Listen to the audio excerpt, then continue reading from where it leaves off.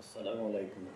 আশা করি সব ভালো আছেন। তো আজকে খুব বেশি একটা গুরুত্বপূর্ণ বিষয় আপনারা লগে শেয়ার করব। বিষয়টা হইল গিয়া বন্টনামা দলিল কিতার লাগি আপনারা করতা বা বন্টনামা দলিল করার কারণটা কিতা বা বন্টনামা দলিল করলে আপনারা কি কি সুবিধা পাইবা বা না করলে বন্টনামা দলিল না করলে কোন কোন অসুবিধার সম্মুখীন হইবা। তো এই বিষয়টা নিয়ে আজকে আসলে আলোচনা করব।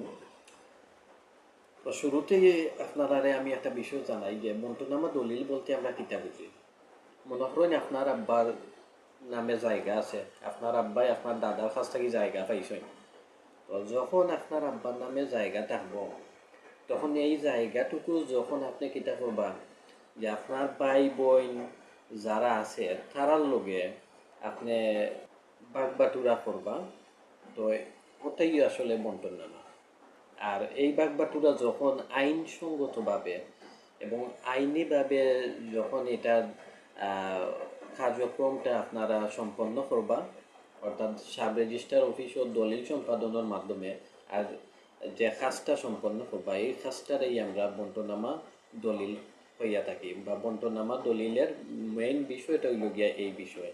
যখন আপনারা ভাই বোনের মধ্যে জায়গা জমিন বাটোয়ারা করা হইব বা ভাগ বন্টন করা হইব, আর এই ভাগ বন্টনটা যখন আইনসঙ্গতভাবে কোনো দলিলের মাধ্যমে সম্পাদন করা হইব, তখন তারে আমরা বন্টনামা দলিল সম্পাদন করি। তো বন্টনামা দলিল হলে আসলে আপনারা কিটা কিটা পাইতে পারেন বা কোন কোন সুবিধা আপনারা বুক করতে পারেন। তো বন্টনামা দলিল করলে আসলে আপনি মনে করেন কোনো সময় আপনার জায়গা এক বাইর জায়গা বেচার দরকার লাগে। তো আপনি যদি বন্টনামা দলিল করিলেন, তো খুব ইজিলি আপনি আপনার যে অংশটুকু আছে ততটুকু আপনার বন্টনামা দলিল অনুসারে আপনি কোনো ঝামেলা ছাড়া জায়গা বেঁচে নিতে পারবেন। অনেক সময় দেখা যায় যে আবার যে ভাই বোনের মধ্যে যায় ঝামেলা থাকে বা ঝগড়াঝাটি থাকে।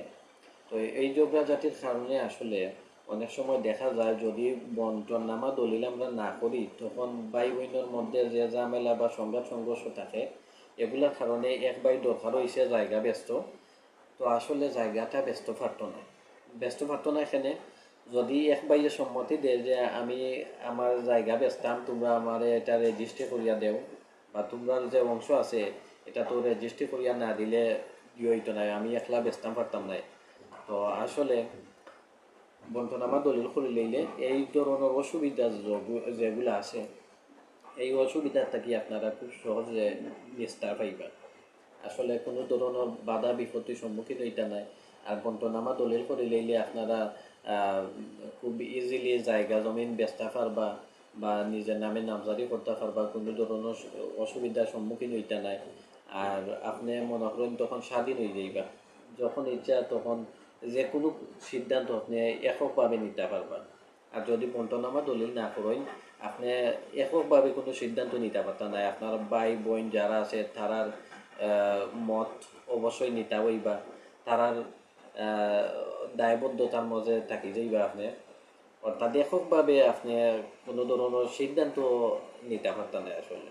তো বন্টনামা দলিল আমি আহ, আসলে এর কিছু সুযোগ সুবিধা কইছি আপনারা।